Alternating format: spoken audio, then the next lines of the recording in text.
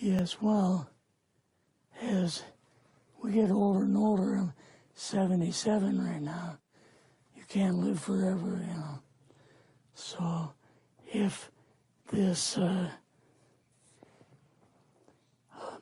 procedure I'm going to have to clean the blood doesn't work, then I've got probably a few more months to make it before my kidneys shut down, you know.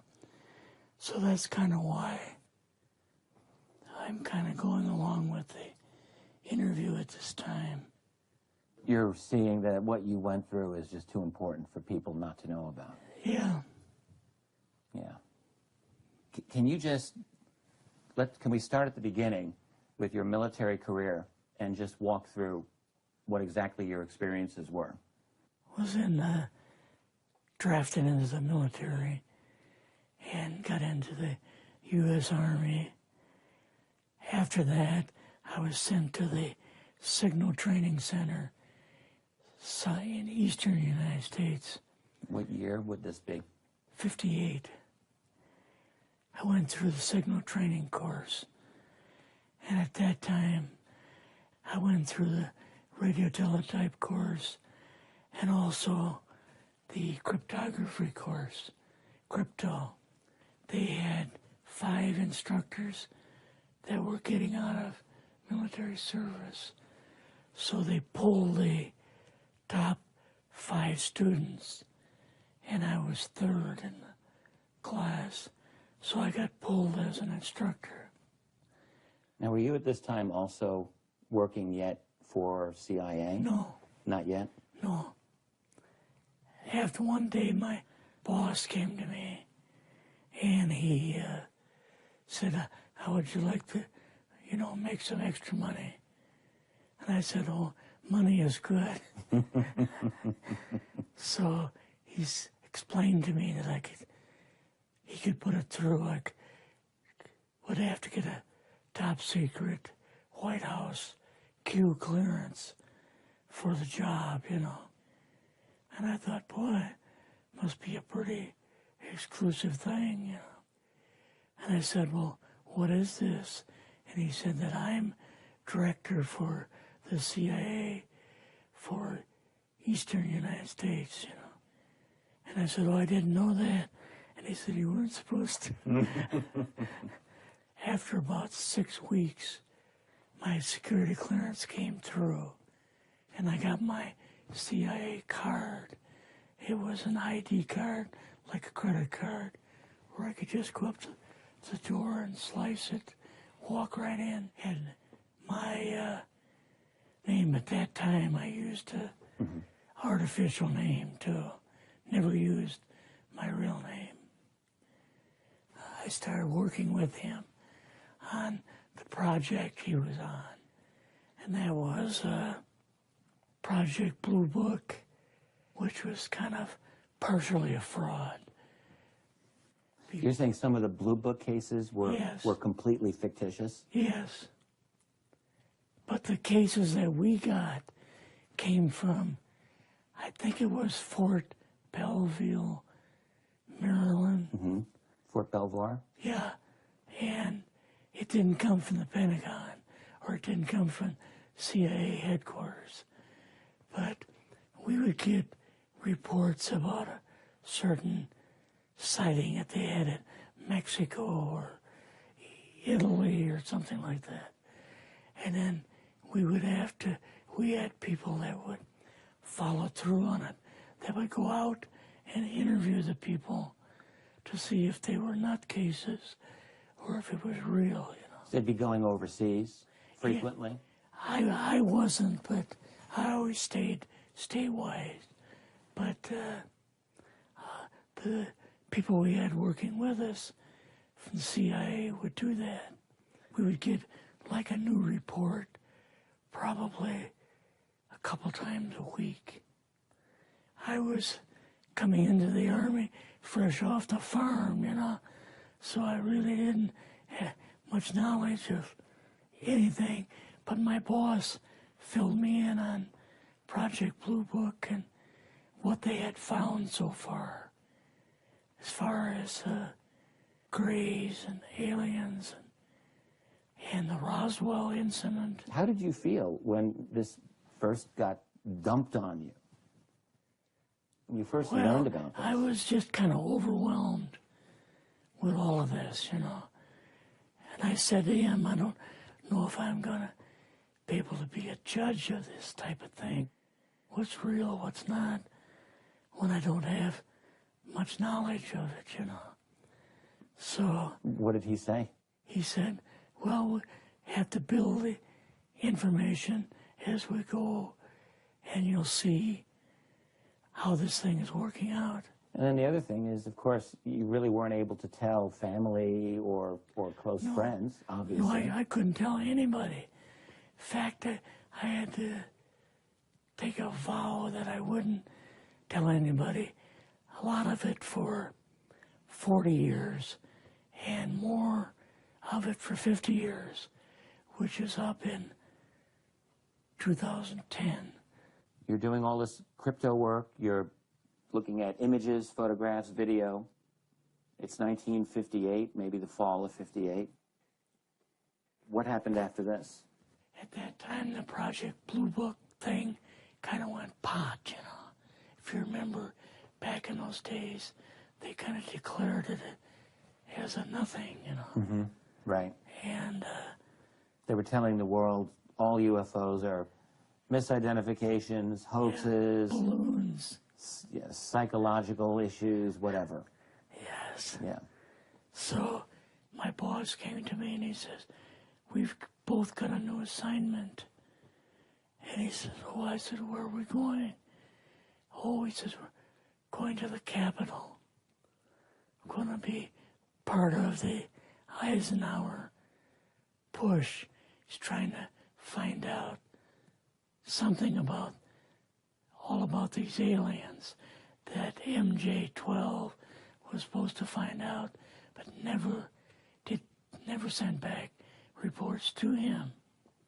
The MJ-12, the UFO control group, were they calling it MJ-12 at that time? Yes. They called us in, went into the Oval Office, and President Eisenhower was there and Nixon, and they said, we called the people in from MJ-12 from Area 51 and S4, but they told us that the government had no jurisdiction over what they were doing. So being a general, past general, you didn't tell them to go to hell without any real good reason, you know. Mm-hmm. So he said, I want you and your boss to fly out there. I want you to give them a personal message. He says, I want you to tell them, whoever is in charge, tell them that to get in, they have this week, coming week, to get into Washington and to report to me. And if they don't, I'm going to get the First Army from Colorado, and we're going to go over, we're going to take the base over. I don't care what kind of classified material you got. We're going to rip this thing apart. Eisenhower was going to invade Area 51. Yeah, with the First Army. So you go out with your superior. Yes. You fly out. You land. What happens? Can you describe this whole process? What you saw? It took us the 13 or 15 miles south to S4 and like different garage door openings. Okay. And in these garage door openings, they had like different saucer crafts. The very first one had the Roswell craft in. It was kind of crashed up, but apparently every alien that was in it died except for a couple. So you see the Roswell craft, and what are some of the others that you see? Well, the Roswell craft was really strange because it looked like real heavy aluminum foil. We could rock next to it, and you could rock it. The whole thing probably weighed 150, 300 pounds. Could they tell what the source of power was of this craft? Yeah, it was like a reverse gravitational thing of some kind. In fact, one later on, I got the mathematical code for reversing gravity in a 3x5 card. I guess there are different types of grays and so on. How did you see that evidence? Well, at the later on at S4, we viewed the autopsy film, and then the colonel said, "What we've got in here is we're interviewing a gray alien." All right, right there. How did you feel at that moment? Well, I thought, boy, we had no idea we were going to see the real thing. All we saw was film. You had to have a little bit of heart racing at that moment. My boss was able to go in and had a partial interview with him. So what did this gray alien look like? Could you describe him a little bit? This one looked a little bit oriental. So I'm just wondering if it looked almost human, what about this didn't look human? No, it didn't look human as far as the skin tone and basically the shape of it and the size. How was its head size compared with a normal human, for example? Brain was kind of a little bit bigger.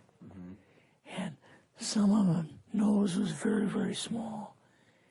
And the ears were just like holes.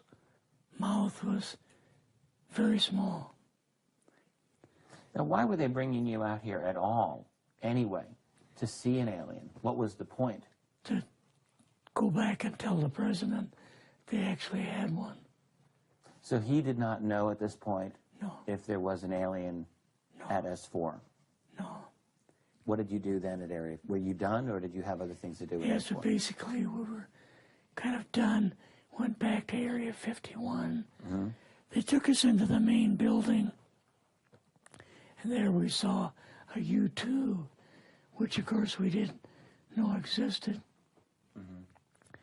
And a model of the SR-71. Yeah, the Blackbird. So, but like I mentioned earlier, it was not a model of the current Blackbird. It was an earlier version. But an early version. Did you go directly to Washington after this? Yes. Or did you go somewhere else? How did they get, did you fly regular airline? Or? We flew back to the commuter plane back to the air base, and then took President Eisenhower's Lockheed Electra back to Washington. You and your supervisor, Yeah. superior officer, and now you're meeting with the president? Yes. Can you describe this? Well, we met with him in, the second story of the old OSS warehouse building. And Eisenhower and Nixon were there, and also Hoover was there.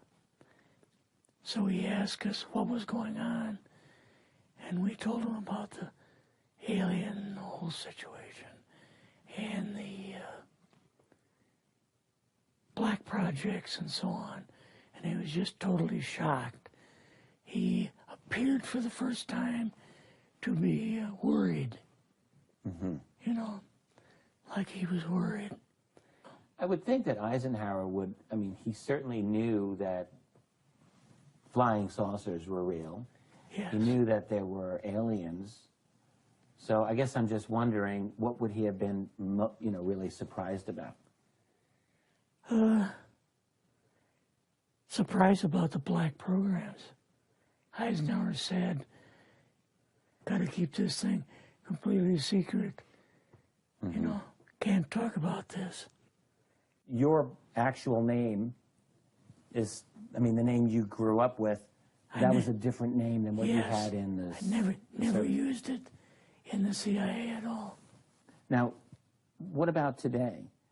You're going on the public record, and this is still sensitive information, even though earlier you talked about, you know, security oaths that maybe expire after a certain period of time. 50 years.